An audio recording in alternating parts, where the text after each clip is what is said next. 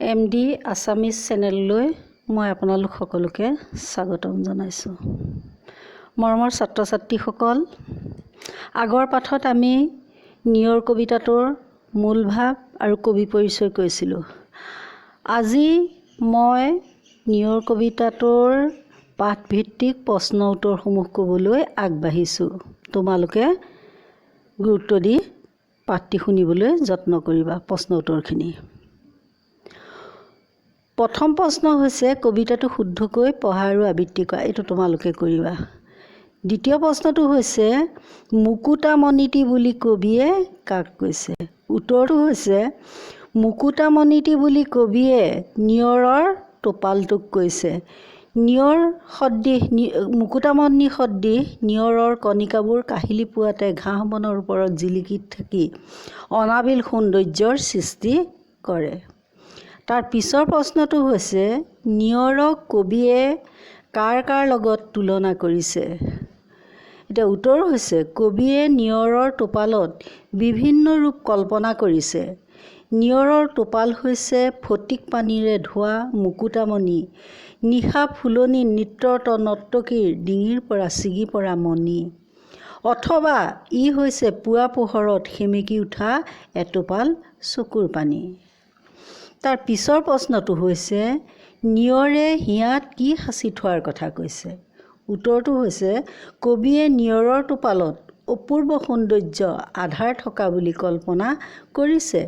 নিয়ৰৰ টোপালে যেন নিস্তব্ধ নিশা আকাশৰ সকলো দুখ হিয়াত সাঁচি থয়। নিস্তব্ধ নিশাৰ সকলো সপোন হাঁহি কান্দোন যেন নিয়ৰৰ হিয়াত ক্ৰিয়া কৰে। তাৰ পিছৰটো চোৱা, ফুলনিত কি ছিগি ৰৈ গ'ল? উত্তৰটো হৈছে নিশা ফুলনিত কোনোবা নৰ্তকীয়ে নৃত্য কৰিছিল। নাচোনৰ চেৱত নৰ্তকীৰ ডিঙিৰ মণি ছিগি পৰিছিল আৰু সেই ছিগা মণিয়ে নিয়ৰৰ টোপাল ৰূপে ফুলনিৰ মাজত ৰৈ গৈছিল বুলি কবিয়ে কল্পনা কৰিছে। তাৰ পিছৰটো চোৱা, কবিয়ে কি সৰি থকা কথা কৈছে? কবিয়ে নিয়ৰৰ টোপালত অনবদ্য ৰূপৰ কল্পনা কৰিছে। ফটিক পানীৰে ধোৱা নিয়ৰৰ টোপালবোৰ হৈছে নিশা আকাশত টোপনি গৈ থকা এটি তৰা। নিদ্ৰাৰত অৱস্থাত তৰাটো যেন সৰগৰ পৰা সৰি পৰিছে আৰু পৃথিৱীত নিয়ৰৰ টোপাল ৰূপ লৈছে। তাৰপিছত শব্দ অৰ্থ। এতিয়া ফটিক মানে হৈছে নিৰ্মল স্বচ্ছ এবিধ বগা নিমজ পাথৰ। শোভে মানে হৈছে শোভা কৰে, শোভাবৰ্ধন কৰে। হেঙুলি মানে হৈছে হেঙুলৰ নিচিনা ৰঙা। নিজম হৈছে নিঃশব্দ, নিস্তব্ধ, নীৰৱ। নিচুক কান্দোন এৰি শান্ত হ, মনে মনে থাক।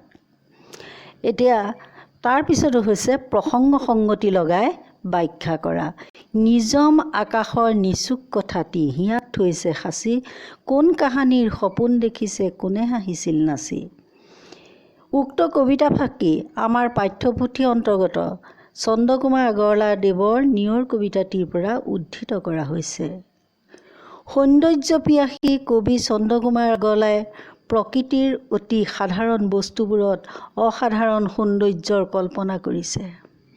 নিশা নিয়ৰৰ টোপালক ফটিক পানীৰে ধোৱা মুকুতাৰ লগত তুলনা কৰিছে।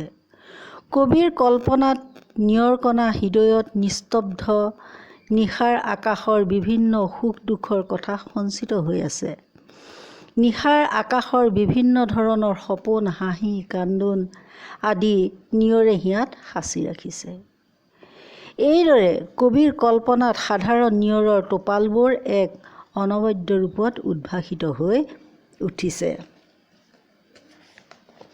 তাৰপিছত চোৱা, পাঠৰ পৰা অন্ত মিল থকা শব্দবোৰ লিখা। মানে শেষৰ শব্দটো মিল থকা শব্দবিলাক লিখিবলৈ কৈছে। যেনে ধোৱা যোৱা, সাঁচি নাচি, মণি এইকণি, ভাহি পাহি। তাৰপিছত ভাষা অধ্যয়ন ব্যৱহাৰিক ব্যাকৰণত চাবা, উল্লেখিত শব্দবোৰৰ সমাৰ্থক শব্দ লিখা। মানে একে শব্দ লিখিবলৈ কৈছে, পৰ্যায়বাচী শব্দ। টোপনি মানে হৈছে নিদ্ৰা, বেলি তোমালোকে টোপনি মানে নিদ্ৰা ঘুমতি কেইবাটা শব্দও লিখিব পাৰা তোমালোকে মই এটা এটা কৈ গৈছোঁ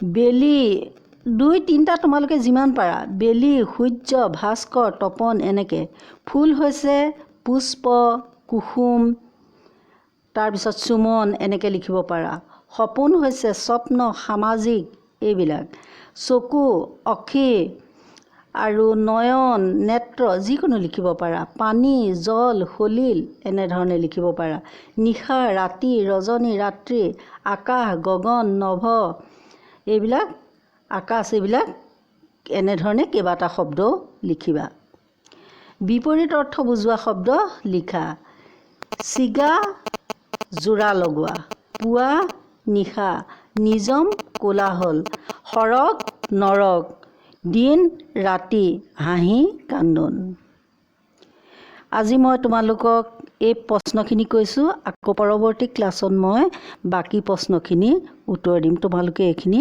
ভাল ধৰণে চাবা